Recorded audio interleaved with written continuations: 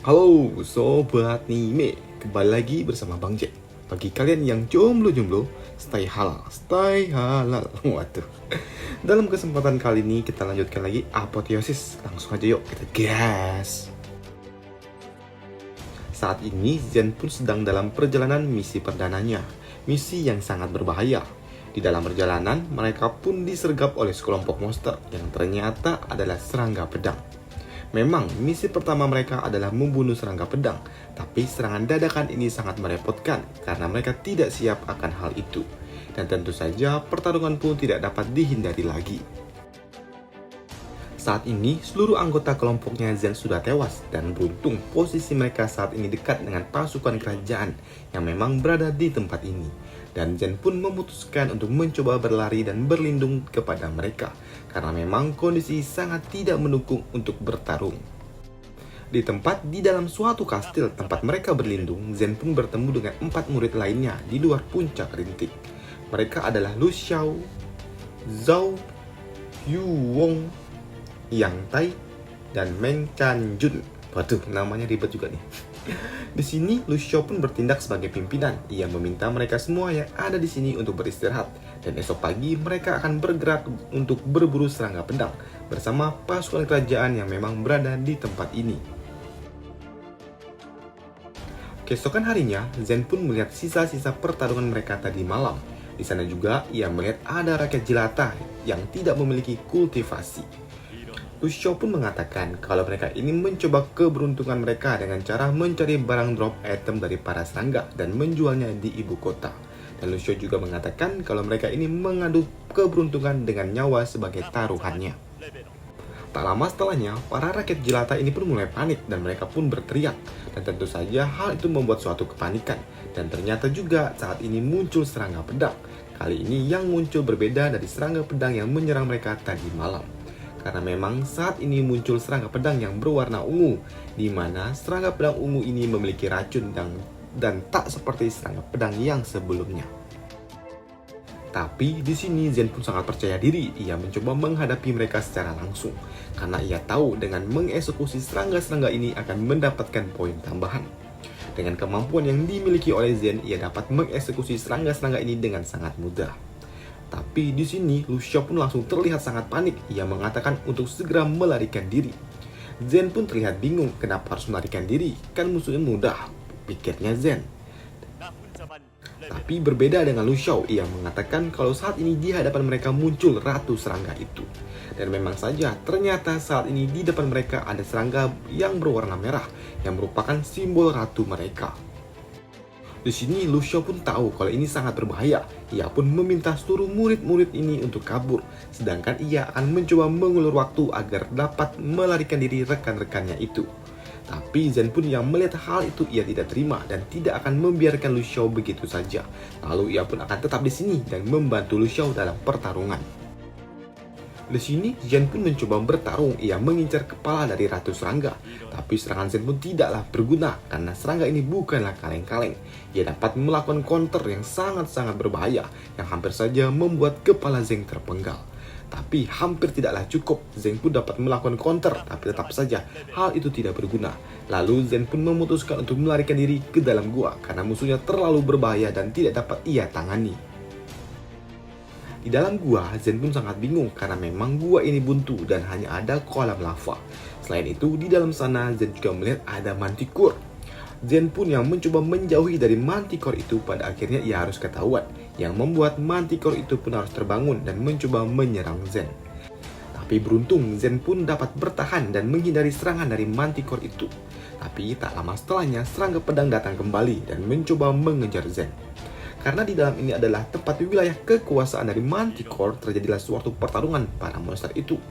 Pertarungan para monster ini sangat brutal, yang memaksa Zen harus terpental, yang terkena imbasnya juga. Ia terpental hingga ia kejebur ke dalam danau lava. Di dalam sana, Zen pun tidaklah tewas, karena ingat, ia kebal dengan panas. Mirip-mirip mukjizatnya Nabi Ibrahim, waduh. Setelah berhasil keluar dari dalam danau, Zen pun mencoba pelan-pelan menghampiri bangkai para monster itu. Di sana ia juga memanen kristal yang ditinggalkan dari inti monster itu, atau drop item lah kalau di game. Pada malam harinya, Zen pun kembali ke dalam kastil tempat ia menginap tadi malam. Para penjaga yang melihat Zen muncul kembali, mereka pun meminta tolong karena tuan mereka yaitu Lu Xiao saat ini pergi menuju atasannya. Tapi kenapa ia malah ditangkap dan dipenjara? Setelah mendengar hal itu semua, Zen pun masuk ke dalam sana. Di sana ia pun bertemu dengan teman-teman barunya itu. Zen pun bertanya kemana dan bagaimana kabarnya Lu Xiao. Di sini Meng pun mengatakan kalau dirinya tidak dapat terlibat dengan masalah Lu Xiao karena masalah ini ada hubungannya dengan keluarga Zugi. Ia mengatakan walaupun keluarga Meng adalah salah satu bangsawan juga, tapi tetap saja keluarga Zugi ini tidak sebanding dengan keluarga dirinya. Mendengar lagi keluarga Zugi mengacau membuat Zen menjadi kesal. Ia pun lagi-lagi juga memecahkan gelas yang ia genggam. Zen pun meminta agar Meng membantunya untuk melepaskan Lu Xiao. Tapi Meng pun mengatakan kalau ia tahu Zen ini sangatlah berbakat. Tapi tetap saja keluarga Zugi ini tidak mudah untuk ditaklukkan. Kini Zen pun mengeluarkan kristal Manticore dan kristal Ratu Serangga. Zen mengatakan kalau putra ketiga Zugi ini telah lama mengincar dirinya. Ia tahu kalau Lu Xiao pasti terlibat masalah ini karena ada hubungan dengan dirinya juga. Zen pun menawari kristal ini dan aliansi di masa depan dan mengatakan kalau ia akan menjadi orang kuat di masa itu. Meng pun sedikit kesal dengan omong besar dari Zen, tapi ia sangat menyukai rasa percaya diri itu. Jadi saat ini ia akan membantu Zen. Keesokan harinya, Meng, Zen, dan satu badut lainnya pun pergi menuju tempat kemah para pasukan kerajaan. Mereka di sana pun disambut oleh pengurus kemah. Pengurus kemah ini pun tahu dan menyapa Meng dengan sangat sopan karena memang Meng Chanjun ini adalah tuan muda dari keluarga Meng. Di sini Meng Chanjun meminta kepada pelayan ini agar Lu Xiao dibebaskan. Sebenarnya hal ini adalah masalah sepele, tapi ia tidak dapat melakukan hal ini karena memang masalah ini adalah permintaan langsung dari keluarga Zugi. Di tempat lain, di kemah utama Kastil Naga, di sana Cao Lei melaporkan situasinya kepada salah satu jenderal di tempat ini tentang rencana mereka yang akan mengeksekusi Zen yang diperintah langsung oleh putra ketiga keluarga Zugi. Kembali ke tempat Zen, saat ini pengawas tenda ini pun membawa mereka semua untuk menghadapi pimpinannya. Si Jenderal Kampret ini mengatakan kalau permintaan itu tidak mungkin dan tidak dapat diterimanya karena sama saja hal itu akan membuat masalah kepada dirinya. Si Kampret ini juga meminta untuk kedua pengawalnya untuk menghajar Zen, tapi hal itu pun dihentikan oleh seorang pengurus kemah ini. Ia mengatakan kalau pembebasan Lu Xiao ini adalah permintaan dari tuan muda keluarga Meng. Negosiasi mereka yang berlangsung alot dan hal itu pun memaksa Chang Jun akan pergi mencari jenderal lainnya, yaitu Jenderal Fei Long yang merupakan pilar Istana Naga dan akan melaporkan semua tentang hal ini. Keesokan harinya, di luar kemah, Zen yang sedang santuy-santuy ia pun tiba-tiba diserang oleh seseorang yang tidak terlihat karena memang pergerakan orang itu sangat cepat dan tidak terlihat. Di tempat ini juga Zen pun mendapatkan bulan-bulanan dari pukulan oleh para penyerang itu. Zen pun sempat pingsan. Di dalam bawah sadarnya ia pun dapat membentuk suatu lingkaran sihir. Di sana juga ia mulai dapat mendeteksi sekitarnya. Pada akhirnya Zen pun mulai dapat menghindari serangan-serangan yang dilepaskan oleh lawannya yang awalnya tidak terlihat. Bahkan saat ini Zen pun dapat melakukan counter attack. Setelah berhasil mengeksekusi salah satu penyerang itu, tiba-tiba ada muncul suatu serangan lainnya, yang ternyata serangan besar ini dilepaskan oleh si kampret ini. Dia datang ke sini untuk mencoba langsung mengeksekusi Zen. Tombak yang dilepaskan oleh si kampret itu dapat mengenai Zen hingga dirinya sedikit terluka. Tapi Zen pun dapat melakukan counter dengan cara melepaskan belatinya. Serangan belati Zen pun awalnya dapat ditahan oleh sihir es yang dilepaskan oleh si kampret ini. Tapi belati itu pun terlalu kuat yang dapat membuat barrier itu langsung hancur dan nyaris mengenainya. Tapi sayangnya belati itu dapat di-counter lain dengan batu es yang dilemparkan oleh si kampret itu. Mendapatkan serangan seperti itu, si kampret ini pun tidak tinggal diam. Ia juga mengeluarkan tombak es miliknya dan mengincar Zen kembali. Zen yang diuber-uber, ia pun melepaskan duri spiritnya dan berhasil mengenai si kampret ini. Si kampret ini pun sempat terhenti sejenak akibat terkena serangan duri spirit. Hal itu pun dimanfaatkan oleh Zen untuk menyerangnya kembali dan dengan menggunakan belatinya yang ia tarik dengan menggunakan sihirnya. Dan hal itu pun berhasil mengenai lengan dari si kampret ini. Merasakan serangan itu, si kampret ini pun tidak tinggal diam. Ia pun melepaskan sihir es areanya. Dan hal ini pun membuat Zen terjebak di dalam es itu. Saat ini Zen pun tahu kalau hal ini sangatlah berbahaya. Ia pun melepaskan duri spiritnya lagi. Tapi kali ini ia pun gagal, dan hal itu pun membuat si kampret ini ingin langsung mengeksekusi Zen di tempat ini dengan cara melepaskan tombak esnya langsung ke arah Zen. Tapi tiba-tiba serangan itu pun terhenti dengan suatu serangan lainnya yang menghajarnya, dan ternyata serangan itu berasal dari penjaga tenda ini. Pria ini pun mengatakan kalau ia tahu kalau si kampret ini sebagai pimpinan prajurit telah menerima suatu suap yang membuat mereka harus berpindah jalur dari tujuan utama mereka. Akibat perbuatan itu, hal ini menyebabkan banyak sekali para prajurit harus tewas. Dan hal ini pun dibenarkan oleh si kampret ini. Ia yang masih songong dengan jabatannya, tiba-tiba BAM! Ada suatu ledakan yang menimbulkan suatu asap putih yang sangat tebal. Dan dari balik asap itu tiba-tiba muncul seseorang yang ternyata saat ini yang muncul adalah seorang jenderal kerajaan Pilar Kastil Naga. Ia datang dan bertanya apa yang dilakukan oleh si kampret ini. Kenapa ia merubah jalur para prajurit? Si kampret ini yang takut, ia pun mengatakan kalau hal ini perintah dari keluarga Zugi yang memaksa dirinya untuk melakukan hal ini. Pria ini yang mengenakan baju perang ini pun mengatakan kalau si kampret ini sudah melanggar hukum militer. Walaupun keluarga Zugi memiliki suatu pengaruh yang kuat di kekaisaran, tapi tetap saja tindakan ini melawan hukum militer. Dan si kampret ini tetap harus dihukum. Di sini, si kampret ini pun tahu kalau ia tidak dapat melawan pria yang ada di depannya. Jadi saat ini ia pun memutuskan untuk kabur. Tapi dengan sekali BAM! Ia pun langsung tewas. Zen yang sangat penasaran, ia pun bertanya siapakah pria yang ada di depannya ini? Apakah Jenderal Fei Long? Dan tanpa berbicara sepatah kata pun ia pun langsung terbang ke udara dan menghilang. Pada malam harinya, Zen yang ada di dalam kamarnya, ia pun mendapatkan harta jarahan pertarungan yang sebelumnya. Ia pun menggunakan api hitam miliknya untuk melebur senjata itu, untuk mengambil inti sari dari setiap senjata yang ia lebur, untuk mengaktifkan sisik naganya.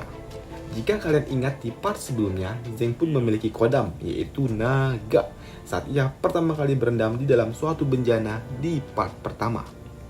Keesokan harinya, Lu Xiao pun dibebaskan dari penjara. Ia pun berterima kasih kepada Zen, tapi Zen pun mengatakan kalau hal ini adalah perbuatan dari Jenderal Fei Long. Dan mereka pun memutuskan untuk berpisah di tempat ini.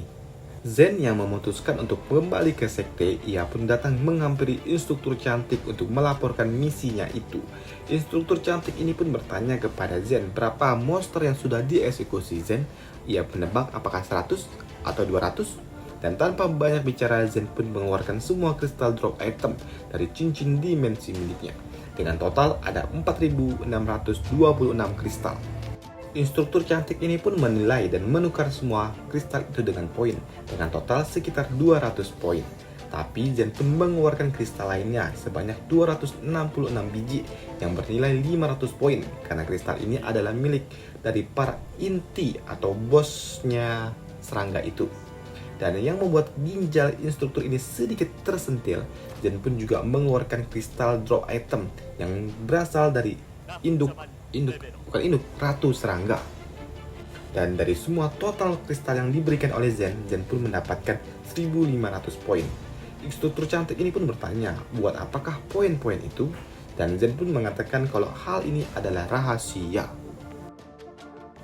Di tempat lain, di hutan bambu aliran Qin Yun, Luo Peran pun bertemu dengan seseorang, yaitu adalah Wang Yan Miao, yang merupakan murid inti dari seorang instruktur yang sangat terkenal. Di sini, Peran pun menitipkan barang-barang untuk saudaranya yang ada di atas sana, yang sedang dihukum, yaitu adalah Luo Yan, yang merupakan adik perempuannya Zen. Si kampret ini pun menawarkan apakah Peran mau ikut dengan dirinya untuk menemui gadis cantik itu. Ya, walaupun Peran sendiri tidak dapat naik ke atas sana dan bertemu secara langsung. Dan tentu saja, hal itu membuat Peran sangat senang. Ia ingin ikut dengan si kampret ini naik ke atas sana. Di tempat yang sama, Zen pun kini datang menuju pintu masuk gunung berapi penyucian. Di sana, ia pun dihadang oleh para penjaga. Para penjaga pun bertanya apakah Zen tahu aturan di tempat ini. kalau di tempat ini itu tidak akan mendapatkan suatu pelindungan jika Zen harus bertarung dengan seseorang. Zen pun mengatakan kalau ia tahu dan ia tidak peduli dengan hal itu karena ia datang ke tempat ini untuk bertemu dan menyelamatkan adiknya. Di puncak gunung, saat ini gadis cantik ini pun sedang merenung dan tak lama setelahnya ada seseorang yang datang. Tapi gadis cantik ini pun terlihat tidak peduli dan juga cuek, walaupun pria ini datang membawakan barang-barang yang dititipkan oleh Lu Peran. Tapi gadis cantik ini pun tiba-tiba ternotis dengan ketapel yang dibawanya. Gadis cantik ini pun mengambil ketapel itu dan mencobanya. Ia juga mengatakan kalau dahulu kala waktu ia masih kecil, kakaknya telah membuatkan benda ini untuk dirinya. Ia juga bertanya apakah si kampret Peran tidak mengatakan sesuatu tentang kabar Oni-channya. Si kampret ini mengatakan kalau ada sesuatu yang dititipkan oleh Peran kepada dirinya, yaitu surat ini. Karena Peran tidak cukup kuat untuk naik ke tempat ini, jadi ia menitipkan benda ini kepada dirinya. Mereka yang sedang berbincang-bincang akhirnya membuat si gadis cantik ini terkena gombalan maut dari si kampret ini. Si gadis cantik ini pun cukup terkesima dengan surat yang diberikan oleh Peran ini, karena ia tahu kalau surat ini dikirimkan oleh kakaknya. Karena memang tulisan yang ada di surat ini mirip sekali dengan tulisan kakaknya, dan ia mengira kalau surat ini adalah surat yang ditulis oleh kakaknya. Setelah memberikan surat itu dan hadiahnya, si kampret ini pun turun dari puncak gunung. Di sana Zen pun melihat kalau ada seseorang yang terlihat sangat kuat sepertinya. Di sana juga ia melihat ada Lu Peran and the gang. Peran pun terlihat sangat terkejut ketika ia melihat Zen ada di tempat ini. Di sana juga Zen pun menyapanya dengan mengatakan kalau ia tidak percaya bertemu dengan si kampret ini di tempat ini. Begitu juga dengan Peran, ia ingin langsung mengeksekusi Zen karena memang di tempat ini ia dapat melakukan hal itu tanpa harus ketahuan oleh perguruan atau sektenya. Tapi tindakan Peran pun ternyata dipergoki oleh si kampret ini dan bertanya ada apa ini. Zen pun mengatakan kalau gadis cantik yang ada di atas sana adalah adik kandungnya. Si kampret ini pun awalnya tidak peduli jika Zen dan Peran harus bertarung karena ia tahu ini adalah masalah keluarga mereka. Bahkan ia sangat sopan dan menyapa Zen. Melihat si kampret ini sangat sopan, Zen pun membalasnya. Tapi ketika si kampret ini mengatakan kalau ia akan berjodoh dengan gadis cantik itu, membuat Zen sedikit terkejut. Di sini Zen pun tahu kalau si kampret ini berasal dari keluarga kerajaan yang terlihat dari pakaiannya. Tapi ia tidak terima si bocah ini main sat-set aja dengan adiknya tanpa restu dari dirinya. Tapi karena Zen adalah calon abang iparnya, membuat si kampret ini hanya dapat terdiam dan terbeku. Tapi hal ini berbeda dengan Peran. Ia menantang Zen untuk bertarung di tempat ini, dan Zen pun akan melayaninya. Kini si kampret Peran pun mencoba melakukan inisiasi untuk meninju Zen. Tapi tidak semudah itu. Zen pun dapat menahan serangan itu dengan cara menangkap tinjuannya. Bahkan Zen pun dapat melakukan counter attack dengan tinjuannya. Dan tiba-tiba, bah! Peran pun langsung terkena telak serangan itu. Pertarungan mereka pun tidaklah menarik karena Peran begitu lemah dan langsung tumbang begitu saja ketika ia terkena spirit milik Zen. Peran di sini yang terbaring, ia pun tidak menduga kalau ternyata Zen ini sangat jago dalam bertarung. Ia pikir Zen ini hanyalah seorang pecundang saja. Si kampret lainnya yang ada di sini, ia pun mencoba mengadu domba antara Zen dengan kampret lainnya. Tapi si kampret ini tidak mau terlibat dengan permasalahan keluarga Luo. Zen yang memang memiliki sifat sedikit kampret juga, ia pun malah menantang dua orang yang ada di depannya ini, yang membuat si kampret-kampret lainnya pun mulai terpancing emosi. Si kampret ini yang awalnya memuji kemampuan Zen yang dapat menghajar Peran, tapi ia pun marah juga. Dan ia memperingatkan kalau dirinya ini berbeda dan memiliki level yang jauh daripada si kampret Peran. Dan ia juga langsung melepaskan ki miliknya. Ia sangat kesal dengan Zen karena Zen telah menganggap dirinya kalau tidak pantas untuk adik cantiknya itu. Padahal ia adalah salah satu murid terkuat di perguruan Qin Yun. Di sini Zen yang merasakan tekanan itu, ia pun tahu kalau si kampret ini cukup kuat. Tapi karena hal ini ada sangkut paut dengan adiknya, ia pun tidak bisa tinggal diam saja. Dan ia pun meminta orang luar untuk tidak ikut campur. Si kampret ini pun tahu kalau Zen ingin menyelamatkan adiknya, tapi dengan kemampuan yang dimiliki Zen saat ini, hal itu tidaklah mungkin. Ia mengatakan kalau Zen ini terlalu lemah, bahkan sangat-sangat lemah. Jika memang Zen bukan kakak kandung si gadis cantik, maka Zen pun tidaklah pantas untuk berbicara dengan dirinya. Tapi melihat Zen yang masih keras kepala dan menolak keberadaannya, memaksa dirinya ini melepaskan semua ki miliknya. Tekanan yang dilepaskan oleh si kampret ini memang sangat kuat. Bahkan tekanan itu pun sampai dirasakan oleh instruktur cantik ini. Ia sangat gelisah dengan Zen. Ia tahu kalau Zen ini sangat berbakat, tapi ia juga tahu Zen ini memang juga kampret. Di sini ia pun bingung apakah ia akan menyelamatkan Zen atau bagaimana. Jika dibiarkan, Zen pasti bakal tewas. Tapi kalau diselamatkan, tapi susah juga, pikirnya. Dan akhirnya pun ia memutuskan untuk menyelamatkan Zen. Di puncak gunung sana, adiknya ini sedang santuy-santuy dan mengingat tentang masa lalunya bersama Oni-chan-nya. Ia pun mengingat masa kanak-kanak yang sangat bahagia. Gadis cantik ini juga merasakan suatu tekanan kuat yang dilepaskan oleh si kampret itu. Ia pun merasakan dan penasaran siapa sih yang sedang bertarung dengan si kampret itu. Sampai-sampai si kampret itu berani dan melepaskan ki-nya seperti itu. Ia yang kepo, ia pun mencoba melihat dengan menggunakan kesadaran ilahinya. Dan ia pun melihat dan sangat terkejut ketika ia lihat kalau orang itu adalah murid luar yang ternyata adalah Oni-chan-nya. Si kampret ini yang sedang berhadapan dengan Zen, ia pun mencoba menekan Zen dengan kekuatannya. Zen pun tahu kalau si kampret ini sangat kuat, bahkan mereka ini tidaklah sebanding. Tapi ia pun tidak akan menyerah. Untuk adiknya, ia akan melakukan apapun. Ia pun memaksa tubuhnya dan pada akhirnya ia dapat terlepas dari tekanan itu. Melihat Oni-chan yang sedang bertarung dengan si kampret itu membuat gadis cantik ini tidak terima dan ia akan mencoba menyelamatkan Oni-chan-nya. Tapi saat ini ia sedang disegel di tempat ini dan tidak dapat keluar. Kembali ke pertarungan. Melihat Zen dapat terlepas dari tekanan yang diberikan olehnya, membuat si kampret ini pun menambahkan tekanan itu lebih kuat lagi, yang memaksa Zen pun harus kembali tertekan. Zen yang dipaksa untuk berlutut, ia pun tidak terima. Ia tidak terima dan tidak akan tunduk hanya dengan kekuatan yang seperti ini. Melihat Zen yang masih dapat bertahan dan keras kepala, membuat si kampret ini pun mulai kesal. Ia pun memberikan tekanan yang lebih kuat-kuat lagi agar Zen segera menyerah dan berlutut. Di sini Zen pun masih tidak menyerah. Ia pun memaksa tubuhnya sampai-sampai akhirnya kodam naganya pun muncul yang dapat membuat dirinya terlepas secara utuh dari tekanan itu. Bahkan di sini Zen pun dapat melepaskan duri spirit miliknya dan belati kecilnya itu sebagai tindakan counter. Serangan Zen ini pun cukup kuat karena dapat menghancurkan barrier yang dibangun oleh si kampret ini. Bahkan belati yang dilepaskan oleh Zen ini dapat menggores pipi dari si kampret ini. Melihat Zen dapat mengikis pipinya, membuat si kampret ini pun mulai jengkel. Ia pun melepaskan semua serangan tekanan yang ia miliki untuk memaksa Zen berlutut dan memohon ampun. Tekanan itu memang sangatlah kuat, bahkan untuk menahannya Zen pun harus berdarah-darah. Gadis cantik ini yang melihat Oni-chan-nya di ambang kematian, ia sangat frustasi. Karena ia tidak memiliki cara lain, ia akan menghancurkan barrier yang mengurungnya ini. Ia akan melepaskan teknik terlarangnya, yaitu teknik petir Dewa Nirvana. Teknik yang akan dikeluarkan oleh gadis cantik ini sangatlah berbahaya. Ia yang siap menggunakan teknik kelas 1 itu pun membuat kuncen atau penjaga tempat ini pun harus muncul dan meminta agar gadis cantik ini menghentikan hal itu. Tapi gadis cantik ini pun mengatakan kalau ia akan menggunakan teknik itu jika pintu ini tidak segera dibuka.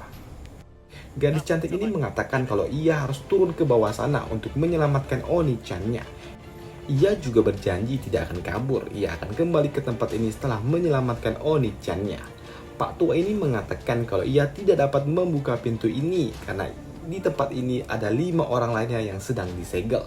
Ia yakin kalau gadis cantik ini pasti tidak akan kabur, tapi tidak dengan 5 orang lainnya. Mendengar hal itu, gadis cantik ini pun tidak peduli. Ia akan menghancurkan barrier ini, atau Pak tua itu harus turun ke bawah sana dan menyelamatkan Oni-chan-nya. Cuman si kakek tua ini pun mengatakan untuk tidak perlu khawatir karena ada master yang akan segera tiba di tempat ini. Kembali ke pertarungan, saat ini Zen pun merasakan tekanan yang sangat mengerikan. Tapi ia pun tahu akan satu hal yang dapat menyelamatkan dirinya. Ia akan memaksakan dan menggunakan truki miliknya. Dengan cara melepaskan truki itu akan memberikan suatu kekuatan yang sangat dahsyat, walaupun hanya sekejap saja. Kini ia pun melepaskan ki itu yang membuat dirinya dapat terlepas dari tekanan si kampret itu. dan tekanan itu pun langsung lenyap dalam sekejap. Setelah terlepas dari tekanan itu, Zen pun menyiapkan tinjunya yang sudah dilapisi oleh true ki miliknya dan melepaskannya langsung ke arah si kampret itu. Dan tiba-tiba, BAM! Terjadilah suatu ledakan yang maha dahsyat. Gadis cantik ini pun menikmati pertarungan itu karena kakaknya terlihat sangatlah kuat. Di level yang sangat rendah ini, bahkan kakaknya dapat membuat si kampret itu hingga terdesak. Hal itu pun dibenarkan oleh si kakek tua, tapi nampaknya Zen pun tidak dapat bertahan lebih lama lagi, karena memang melepaskan true ki di level yang sangat rendah akan menghabiskan seluruh ki miliknya. Tapi kakek tua ini pun menambahkan untuk tidak perlu khawatir, karena si kampret itu tidak memiliki kesempatan untuk menghabisi Zen, karena memang instruktur cantik itu akan segera tiba. Dan ternyata betul saja, ketika si kampret ini datang dan ingin membalas serangan itu, ada seseorang yang berteriak untuk menghentikan pertarungan, dan ia adalah instruktur cantik ini.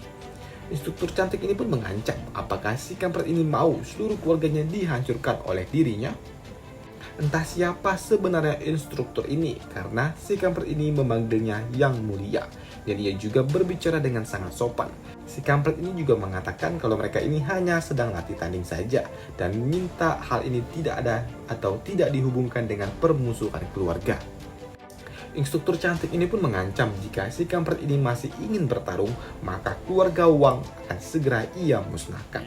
Mendapatkan tekanan itu membuat si kampret ini pun kesal dan ia memutuskan untuk melupakan masalah ini. Tapi ia tidak akan menyerah untuk mendapatkan si gadis cantik Luo Yan.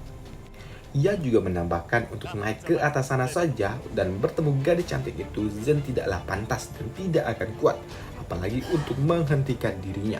Mendapatkan provokasi itu membuat Zen pun menjadi jengkel dan ia berjanji dalam 3 tahun lagi ia akan dapat menyelamatkan adik cantiknya itu. Dan Zen pun juga berjanji dan menantang si kampret ini untuk bertarung 3 tahun lagi. Nah setelah itu si kampret ini pun pergi. Instruktur cantik ini pun heran dan menganggap Zen ini bagak kayaknya. Sampai-sampai berani berbuat janji seperti itu.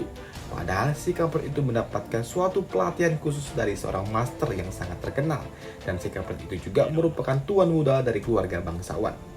Zen pun mengatakan kalau ia tidak peduli sekuat apapun latar belakangnya, sekuat apapun keluarga si kampret itu, ia tetap tidak peduli. Dan ia tetap saja tidak akan cocok untuk adiknya.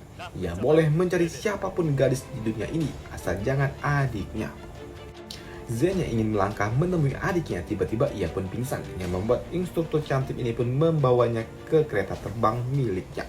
Instruktur cantik ini pun membawa Zen ke atas sana untuk mempertemukan Zen dengan adiknya. Dan selama bertahun-tahun mereka berpisah, akhirnya pun mereka dapat bertemu kembali. Di sini Zen pun mengatakan kalau dirinya datang ke tempat ini hanya untuk melihat adik cantiknya ini. Dan setelah puas melihat kondisi adiknya baik-baik saja, ia pun langsung pingsan. Dan selesailah alur cerita part ketiga dari Apotheosis kali ini. Dan sampai jumpa di video selanjutnya. Bye. Jujur aja nih, punyang bacanya nih, memahami cerita komiknya. Dan sampai jumpa di video selanjutnya.